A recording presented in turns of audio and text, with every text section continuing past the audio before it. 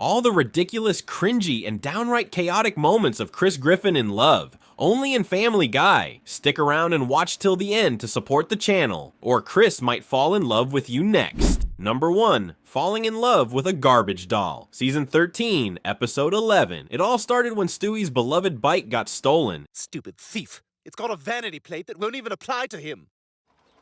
Hey, you like your reggae watered down and acceptable at a wedding? Hop on. And Peter and the gang went full Scooby-Doo mode to find the culprit. Within an hour, they caught the thief, prompting Peter to proudly declare they were a team as good as Huey Lewis and the News. Don't need money. Sorry, the band's breaking up. Inspired by their crime-busting success, they opened a detective agency for kids and immediately got down to the real work, coming up with a hilariously dumb name for it. Dicks for kids. But wait, we want people to know we're grown-ups. Okay, big dicks for kids. Oh, we don't want to sound too old. They're gonna think we're a bunch of old bald geezers. Big hairy dicks for kids. How are we gonna let them know we're veiny? On their first day, Peter got outsmarted by a child and accidentally destroyed a gumball machine, resulting in a wild police chase and him fleeing like Jason Bourne if Jason Bourne were really into bubblegum. You were set up too, huh? Yeah. You realize that kid is plowing both our wives right now. Meanwhile, Quagmire cracked a major clue when he found a camera in a victim's room. The footage revealed Chris was the thief. Plot twist. Chris Gaines was Garth Brooks. I just figured that out. But Peter, being the world's most loyal and delusional dad, insisted his son was innocent. They decided to search Chris's room anyway, a task Peter claimed was a bigger waste of time than writing dramatic dialogue for a Jet Li movie. Excuse me? Give me back my wife, or you're in a lot of trouble. I'll kick all your faces. You got me? You're kind of undoing everything you just did when you kicked my ass. I know, but I have to say for audience. And there, in Chris's closet, they found her. A life-size doll made of actual trash. Peter's face said it all. This wasn't just a doll. This was his son's girlfriend. No! Don't hurt Heather! Don't hurt my girlfriend! What the hell? Chris made a sex doll? Your kids got a walk-in closet? Two of mine gotta sleep in the car. Lois blamed their own stale marriage for warping Chris's idea of love, while Peter countered with solid evidence. Last time we were together, you saw me eat spicy wings. Romance clearly wasn't dead. Oh, why did you let me do this, Lois? Why? Okay, Peter, I gotta take the kids to school now. The next morning, Peter had to break the news to Chris that spending every waking hour with a DIY sex doll named Heather wasn't the healthiest lifestyle choice. Sex doll? I wish. Heather hasn't even let me get to second base. Wait, hang on. What's second base? Is that touching one of the cabbages? Yeah. But Chris, being Chris, lamented that Heather wouldn't let him get to second base because he was a loser. Yes, even his trash doll had standards. Oh, but I'm such a loser. She'll never let me do that. Come on, Chris, don't sell yourself short. You are every bit as good as that bag of garbage. You really think so? Sure I do. So Peter, ever the supportive dad, offered to help Chris seduce Heather by dressing up as a sexy firefighter and taking boudoir photos. Parenting level, unhinged.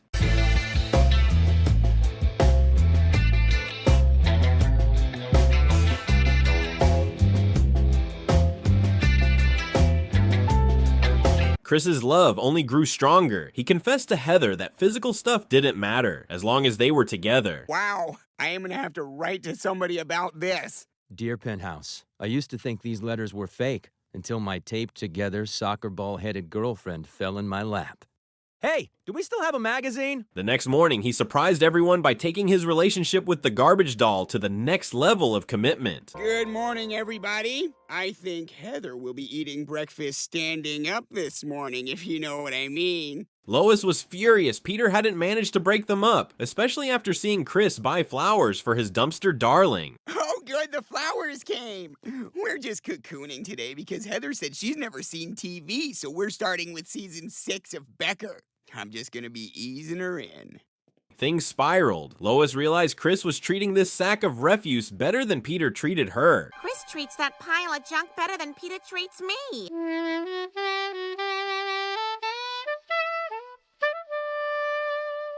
I wonder if Cleveland's gonna want his sacks back. Chris wanted to go on picnics, fly kites, and live his rom-com dreams with Heather. Lois, half disgusted and half jealous, asked to join. Chris respectfully asked Heather for permission because, you know, boundaries. Let me just ask Heather. I know, but I think we better. Oh, apparently the cancer is already in his bones. What? We'd love to. Sounds great. Their double date was a disaster. Chris and Heather were disgustingly adorable, while Peter and Lois were just loud and dysfunctional. Close your eyes, Heather. I've got a surprise for you. None of your business how much it was. Will you hold this beer bottle while I try to kick the top off it? Ow, damn it! You moved it! Fueled by envy and possibly the smell of mildew, Lois snapped and tried to destroy Heather, emotionally devastating Chris like he'd just watched Marley and Me backward. Ah! My morning scream. Ah! Heather's gone! Lois tried to console him with a timeless truth. Love fades. Like that time you got over your Tourette's hamster dancing phase.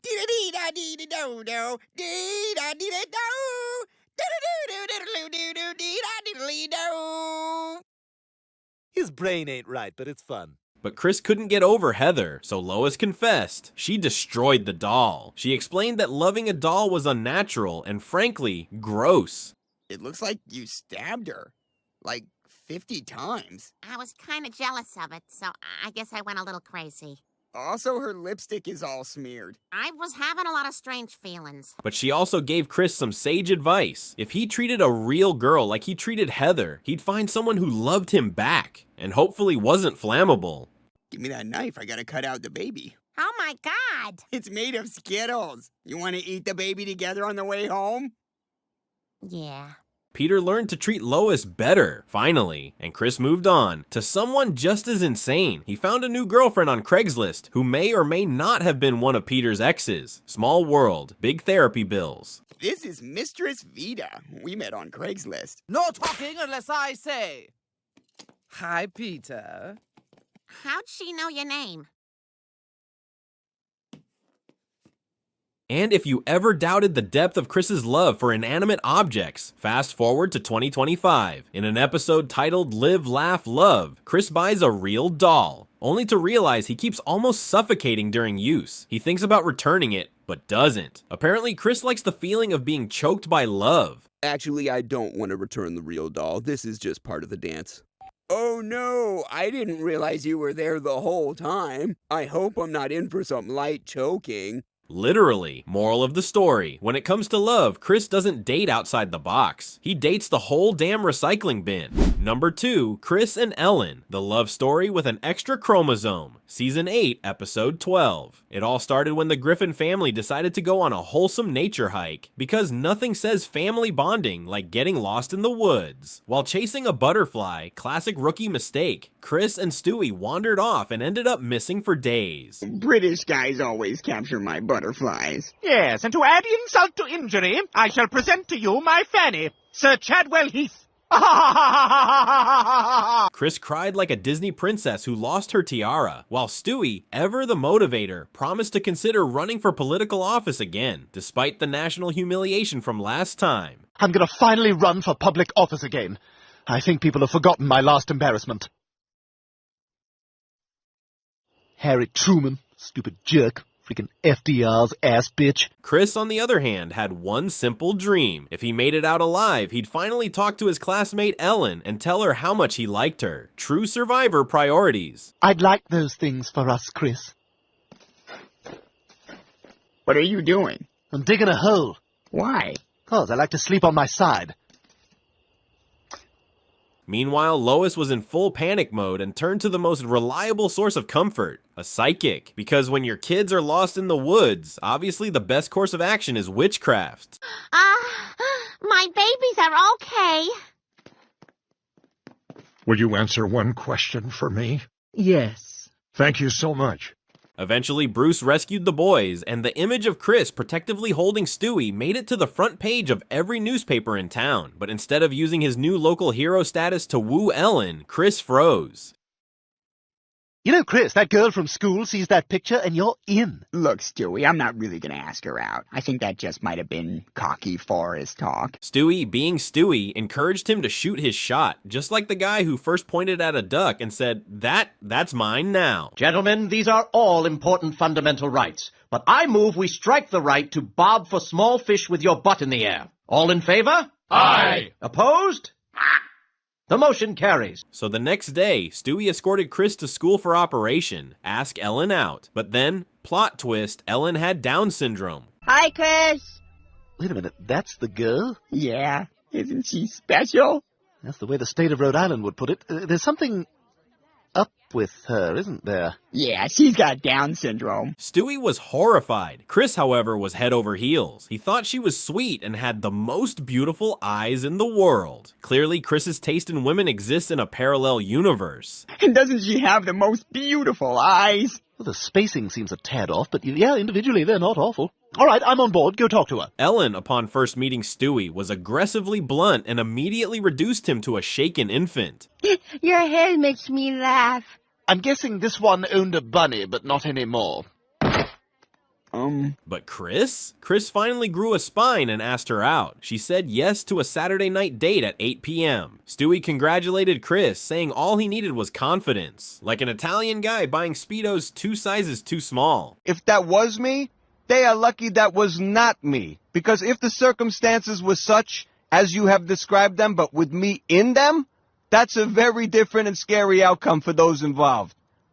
As the big night approached, Chris panicked. He worried he wasn't handsome enough to date a girl with a very firm personality. I'm really nervous about my date with Ellen tonight. I mean, I want to impress her, but what if I mess things up? So Stewie gave him the full makeover treatment: shower, grooming, outfit selection, and the sacred art of deodorant. A squirt of something just for Ellen, and you'll see that she...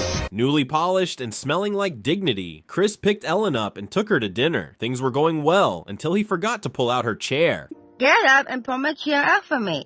Oh, goodness, I'm sorry. I'm so sorry. That's better. From that moment on, Ellen went full drill sergeant, ordering Chris to massage her shoulders like he was her butler at Versailles. Now get up, come over here, and give me a shoulder massage. Okay. Chris, being a griffin, snapped and called her tougher than a dog mafia boss. Do it, come on, do it. Oh, yes! Yes! Ah, you bitch! Ah! Later, when dropping her off, Ellen refused to let Chris leave because she needed someone to serve her ice cream. Unless you gotta pull a Sunday out of your belly button, I get your ass in the kitchen. Chris, now upgraded from boyfriend to domestic servant, brought her ice cream with trembling hands. She hated it, of course. Do you hear me, shape of chocolate sauce on there? Well, I just thought that... You thought what? You know, if you want access to this temple, you better pay me proper tribute. And in a moment of ice cream-fueled rage, Chris smashed the tub in a dramatic dairy explosion. Ellen stayed cool as a popsicle and calmly broke up with him right there, kicking him out like yesterday's recycling. I used to hear that people with Down syndrome were different than the rest of us, but you're not. You're not different at all. You're just a bunch of like everyone else. Get out of my house now. Heartbroken, Chris stepped into the night, only to find Stewie waiting outside. The little guy reassured him, even if it didn't work out, Chris had kept his promise, asked Ellen out, and that was a win. Thanks, Stewie. I'm just sorry I never got to make out with her. Yeah, she would have crushed your scrot into a diamond with her robot strength hand. Come on, let's get out of here. Love lesson unlocked. Chris aimed for love, landed in servitude, and got dumped over subpar ice cream. But hey, at least he shot his shot with a girl who could emotionally bench press him. Number 3. Ashley, Chris's airport sprint for Granny Love, Season 15, Episode 1. Even though this was technically just a scene from a romantic comedy Chris acted in, it still revealed a lot about him, mainly that his taste in women could give Freud a panic attack. I mean, with so many young actresses around, why pair him with someone who qualifies for early bird dinner and a senior discount at the pharmacy? Ashley, I love you. It all began when Chris asked Peter for $50 to get a tattoo. Peter, being Peter, agreed instantly. Lois, being the only adult in the house, told Chris it was time to earn his own money. I can't work. I'm too young. Oh, Will Smith's little kid works as a movie star, even though he looks like a wet baby horse. All right, I suppose I could get a job. So Chris decided to revisit his previous job, which turned out to be starring in a movie. In the film, Chris went full rom-com maniac. He literally threw himself in front of a taxi to stop it, all because he needed to get to the airport to confess his love to Ashley. Hey, are you crazy? Crazy for love? The most amazing girl I've ever met leaves on a plane in 5 minutes. Get in. The taxi sped off, causing a police chase. But once Chris tearfully told the cops that she's worth it, they turned into his personal escort like it was the fast and the lovelorn. What the hell's going on? This guy's in love. Is she worth it? She's a once-in-a-lifetime girl. I'll give you an escort. At the airport, Chris sprinted like a teenager chasing K-pop idols. TSA didn't even stop him. They joined in, calling him Romeo with cholesterol. We got a code Romeo. Repeat, code Romeo. If you get there on time, there's an extra 50 in it for you. I love this job. Finally, the moment came. A crowd gathered, eager to see the goddess who inspired such lunacy. And then, boom, it was a little old lady. Everyone's faces dropped faster than Quagmire's pants on a Friday night. Oh, you're groaning at me? You paid $19 to fly Spirit Air. You get what you get. Back in reality, Chris still couldn't land a part-time job. Apparently, enthusiastic Chaos Goblin wasn't a skill employers were looking for, but Peter came through with a hookup. Quagmire needed a personal assistant to manage his extremely active love life. Go to hell, Glenn Quagmire! I'm sorry, but Mondays are Asian only. Why is your last name Wong? It's my married name. Now I see why you're here. Basically, Chris was in charge of scheduling dates, so no two girls overlapped, like a human dating calendar with zero boundaries. Huh, maybe. Do you have any references? Cowabunga, Schwing, yada yada yada. Those are pretty good references. You're hired. Quagmire thought Chris had potential. He liked his resume and told him the first task every morning was to punch him in the gut. Real classy operation. Is this a trick? It's the furthest thing from a trick. Go ahead. And it should be pretty hard. I'm a worse person than you think. Okay, that's really good. Now I need you to call Time Warner about my cable bill. Chris was thrilled. He called it the best job he ever had. Plus, he got to pack gift baskets for Quagmire's favorite ladies and was trained in the dark arts of seduction via spreadsheets. Man, this is the best job ever. And to think I almost took that pop-up restaurant gig. Hi, you hungry? However, things spiraled out of control real quick. Chris started washing Quagmire's adult toys in the family dishwasher, much to Lois's horror. Oh my God, Peter, our dishwasher is full of sex toys. Oh yeah, Chris put those in there. It's for his job. He's working for Quagmire now. He's washing sex toys for Quagmire? He even stored Quagmire's NSFW photos in the shared Griffin iPhoto album. What's wrong with this worm? Lois hit her limit and stormed over to Quagmire's house, only to find Chris casually walking a large black horse around the yard. Chris, there you are. We need to talk. What are you, walking a horse?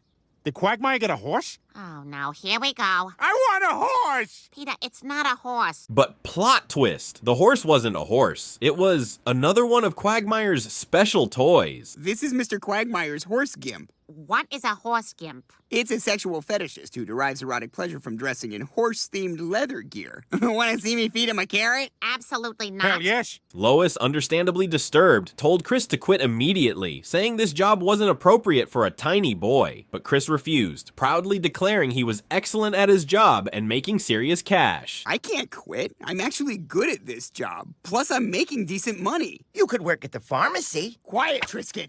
Oh, hook me to the plow. Lois had to bribe him with $1,100 just to get him to quit. Yes, she literally had to buy her son out of Quagmire's Love Dungeon internship. Now let's all go home. Well, that's what I get for horsing around. Ah, your joke wasn't funny enough. Sure, the last part of the episode turned into a chaotic work story, but deep down, we all saw it. Chris had fully immersed himself in the world of unhinged romance. Whether it was sprinting through airports for a grandma or managing sex toy logistics for his neighbor, this guy is 100% certified crazy in love. Number 4, Barbara and Sam, Season 3, Episode 12. This episode kicks off with Chris straight up peeing his pants when he's invited to a birthday party by his braided hair classmate Barbara. Romantic, right? Hi, Barbara. I'm having a birthday party next week. I was hoping you could come. Oh, no. Someone peed in my pants. You're funny. Well, I hope you can make it. The dude gets so flustered, he decides to get a job just to buy her a gift. And Peter is thrilled, reminiscing about his first job in a folk trio where he wanted to name their hit single, Here's to You, Mrs. Fleckenstein. Yeah, you've been pitching that for an hour, but it's just not a very attractive name. Oh, fine. I suppose we're also not going with parsley, sage, rosemary, and Lowry's seasoning salt.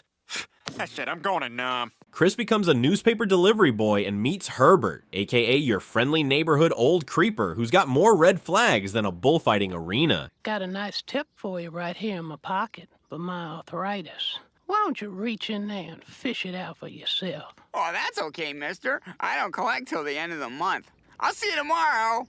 Weird. Despite the sketchy vibes, Chris powers through, saves up, and buys a fancy bottle of perfume for Barbara. That is so sweet. It'll make you smell like Elizabeth Taylor.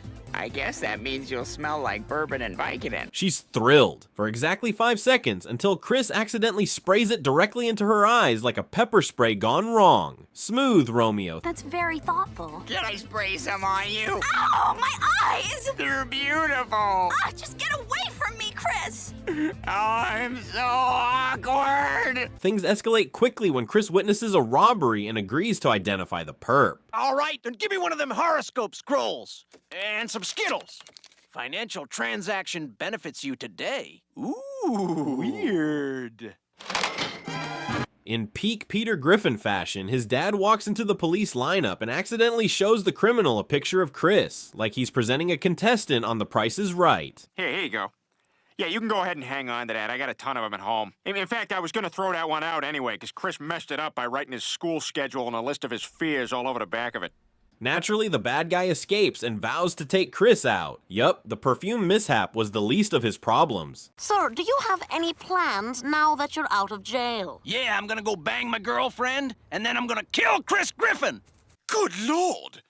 Can they really say bang my girlfriend on TV? Enter FBI, who relocate the Griffins to Bumblescum. Yes, that's the actual name. A charming backwoods town where even tumbleweeds have southern accents. You know you're a redneck when your gun rack has a gun rack on it. You suck! Chris meets a mysterious local named Sam by the lake, where Chris thinks he's drowning, but is really just sitting in shallow water like a panicked potato. Well, I gotta go help my daddy bring in the mud harvest. Nice making your acquaintance, Chris. Oh my God, I'm drowning! Sam shows him a corpse that's been chilling in the water for 3 months, and somehow that sparks a beautiful friendship. That if you're good, you go to heaven. But if you're bad, you go to a place where the dead believe they're still living and they pray for death, but death won't come. UPN? You're funny. But alas, Sam's dad catches wind of their blooming bond and bans them from hanging out because Southern drama. I'm pretty sure to North 1. What are you saying, fella? I'm saying that drunken idiot kicked your sorry asses south of the Donna-Dixon line. We don't take too kindly to that sort of talk, mister. In a bittersweet moment, Sam kisses Chris goodbye, which shocks the hell out of him because, surprise, Sam is a dude, or so he thinks. Because I really like spending time with you. Me too. What are you doing? Chris spirals, writes a heartfelt letter saying, I like you, but let's just be friends, and vents his entire emotional roller coaster to Brian, like he's on a low-budget therapy session. Brian, what should I do? I haven't been this confused since the end of No Way Out. How does Kevin Costner keep getting work? Eventually, Chris decides to be brave and tell Sam he just wants friendship, only to find out Sam is actually a girl. He immediately flees in panic because puberty. You're a girl? Of course I am. Oh my God! Met her on my CB, said her name was Mimi, sounded like an angel come to earth. Still, the awkward tension turns into a blossoming romance as they spend time together in a picturesque, mosquito-infested spot near the lake. You want to go down to the Old Town Bridge and make out? Yes, sir. And in the city, glasses are considered really sexy. Meanwhile, the escaped criminal shows up in town like the world's worst Amazon package. Just as he's about to shoot Chris, Peter, now the local sheriff for some reason, tries to save the day, only to realize his gun is empty. Classic. Anyway, you're dead! Ha! You're mine now, fella. Thankfully, Sam's dad comes to the rescue, proving once and for all that nothing says bonding like taking down a fugitive together. Wow, you guys saved our lives. And after I said that all Southern people have bad teeth and suffer from the gum disease known as gingivitis. The Griffins return to Quahog, and Chris and Sam have to part ways, leaving behind their awkwardly sweet, gender-confused summer love. And I'll be sure to learn to read. And next time I see a dead guy, I'm gonna poke him twice as hard for both of us. Love lesson number 4. Chris's love life is like a Southern soap opera. Confusing, dramatic, but somehow ends with a bang, literally. Number 5, Heather, the girl who made Chris Griffin go full Romeo, season 20, episode 20. Enter Heather, the mysterious new girl at Chris's school. They have your classic high school rom-com moment when Chris slams into her like a human wrecking ball. Sorry, that guy over there tripped me. Mr. Edwards, the guidance counselor? Yeah, the bullying in this school has gotten a little out of hand. As he helps her pick up her stuff, he overhears that she's starring in the school's production of Romeo and Juliet. And get this, they desperately need a new Romeo. I'm playing Juliet. Wow, you're Juliet in Ruth's, Chris's, Principal Shepard's, Baz Luhrmann's, William Shakespeare's Romeo and Juliet? Yes, it's great. So naturally, Chris decides this is fate, destiny, and maybe hormones. And he's determined to land the part and, in the process, win Heather's heart. I have to be in that play. Nice hat, dork. That's not nice, Mrs. Danneman, the elderly school nurse. Back at home, Chris starts prepping for the audition, but let's be honest, the boy's acting skills are somewhere between cardboard and coma. Published by the Samuel French Company, New York. Copyright, This Ed, MCMLXX. Enter Stewie, who volunteers to coach him. Chris, obviously skeptical, is like, what does a diaper-wearing baby know about acting? And then Stewie proceeds to unleash a Shakespearean monologue so powerful it could bring Marlon Brando back from the dead. Stewie, I didn't mean it. Neither did I. That was acting, Chris. Wow, you're amazing. Chris bows to his new thespian master. Stewie becomes Chris's personal drama coach, and of course insists on playing Juliet himself during rehearsals. The two clash constantly because Stewie is a perfectionist, and Chris is Chris. Hi, Juliet. Damn it, Chris, I'm not ready. But you were standing like a girl. My body work was perfect, yes, but I still hadn't touched the soul. But Stewie reminds him that even Michelangelo wasn't appreciated in his own time. You know, until people realized the Sistine Chapel wasn't just aggressive ceiling doodles. Hey, how's Jakey doing? Hey, he's good. They got him building arches over at the Coliseum. Big construction job. How about Mikey? Yeah, he's been carving dongs out of marble. You know, something different. Fast forward to audition day. Chris, armed with one line and Stewie's intense coaching, lands the role of Romeo thanks in part to Stewie's, creative interference. Are you sure you're not a baby pretending to be a middle-aged divorcee? Would a baby be wearing a sheer chemise from Lane Bryant? Chris, congratulations! During rehearsals, things get weird fast. The principal decides to cast an actual barbecue rib as Mercutio, because apparently nothing says Shakespeare like smoked meat. Who's playing Mercutio? 10-ounce bone-in ribeye. Man, Ruth's Chris really has their hooks in this thing. Stewie quickly hijacks the whole production when the principal wanders off to flirt with a fake character Stewie created. Don't ask. Oh, my first response on Farmers Only. A divorcee in Ohio wants to show me her sheer Lane Bryant teddy. Fine, the show's yours. Then, plot twist. Heather suggests that Chris should kiss her for real during rehearsal. This should have been Chris's big moment, right? Nope. By the way, if you want to go in for a real kiss today, I won't stop you. Places, everyone, and I want to see acting today. No more amateur hour. Stewie, being the emotionally stunted drama dictator he is, shuts it down faster than a Netflix show after one season. Oh, Romeo! Bring it down. Oh, Romeo! Bring it up. Oh, Romeo! Can we get a sip of water for our actress? She's sounding a little smacky. That's it! I quit! Heather storms off, quits the play, and Chris spirals into a full-on emo meltdown, blaming Stewie for ruining his shot at true love. Stewie, you ruined everything. I was finally going to kiss a beautiful, nice girl. But deep down, Chris realizes something painful, but true. He's just not strong enough to hold on to a girl like Heather, not when his biggest competition is Stewie in a wig. She had my heart, and I had hers. Why must dark forces conspire to extinguish love's light? But hey, silver lining. In a passionate burst of teen angst and raw emotion, Chris delivers the performance of his life. The crowd goes wild. Stewie nods with the satisfaction of a proud theater mom. And just like that, Chris finds his inner Romeo and forgets all about Heather. But what about Juliet? Don't you worry. Ruth's, Chris's, Stewie Griffin's, Principal Shepard's, Baz Luhrmann's, William Shakespeare's, Romeo and Juliet. What was the question?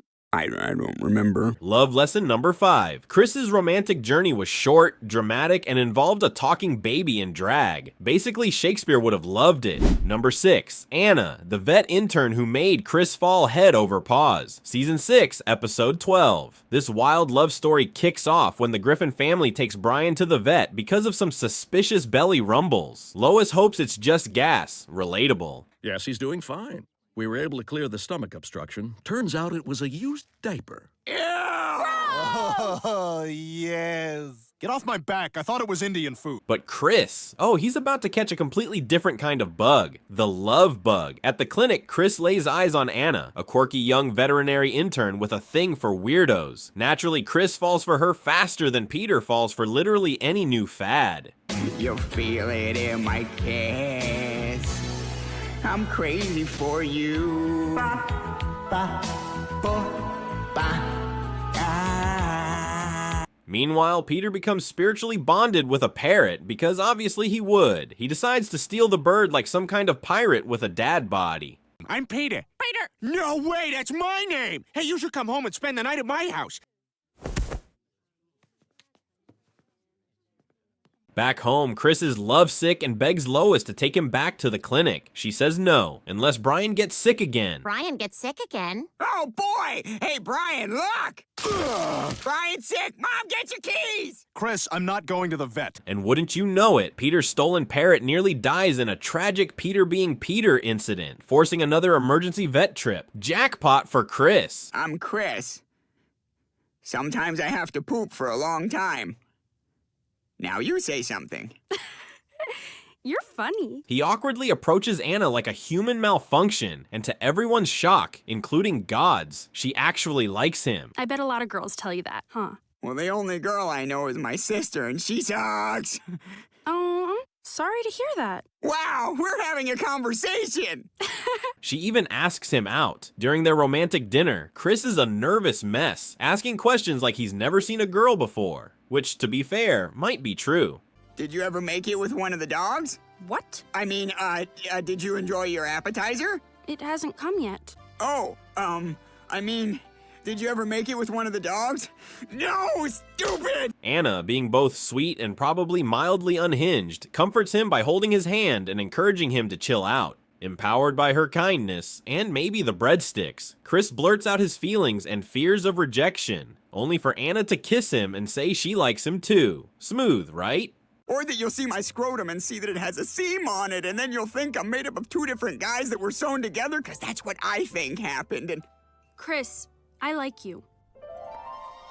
He then apologizes for being so awkward, saying that being near a beautiful girl makes him feel like a kid watching toy commercials. Swim it! Ah! Eat it! Whoa! Hasbro's best thing ever! Kids!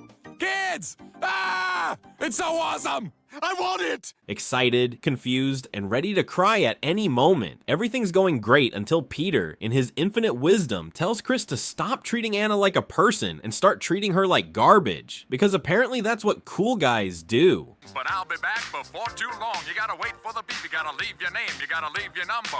Wait for the beep. It's me again. I just had to hear it one more time. Chris, being as smart as a bag of hair, takes this advice. On the next date, he's a total jerk, trying to act like a bad boy. And shocker, Anna dumps him instantly. One man and one bitch that needs to do what I say. What? That's not funny, Chris. Here's your ticket. Pick that up. Pick that up and cook it into something delicious or knit it into something that's useful to me. Heartbroken, Chris vents to Lois, who turns around and forces Peter to make it right. Peter, sulking, admits matchmaking is harder than making a phone call in the 1940s. Hello, operator. Crestview 4162, please. One moment, please. Oh, hello. Hello. Well, what do you know about that? His solution, set Chris up with other girls, one of which is literally a dummy that Peter puppeteers in a fake date. That, of course, crashes and burns faster than Peter's attempts at parenting. Look at me with a brand new Hyundai. I don't understand, Chris. Your blind date should be here by now. She answered the ad. Whoa. After 2 more failed dates and a rapid decline in Peter's remaining brain cells, Lois finally tells Chris to stop being an idiot and just apologize to Anna. And what's the fastest way to see her again? But she said she never wants to see me again. Well, I'm sure you can come up with some excuse to see her at the vet. Is there any more coffee? Break Brian's nose. Seriously, Chris actually does it, which lands Brian back at the vet, looking like he lost a fight with a baseball bat and a blender. I came here because I wanted to apologize for acting like such a jerk.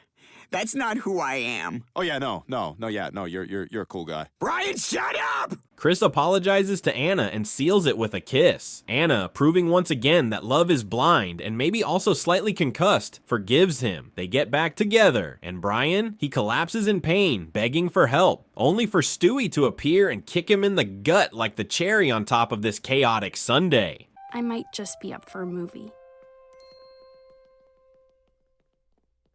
Okay, somebody really needs to help me here.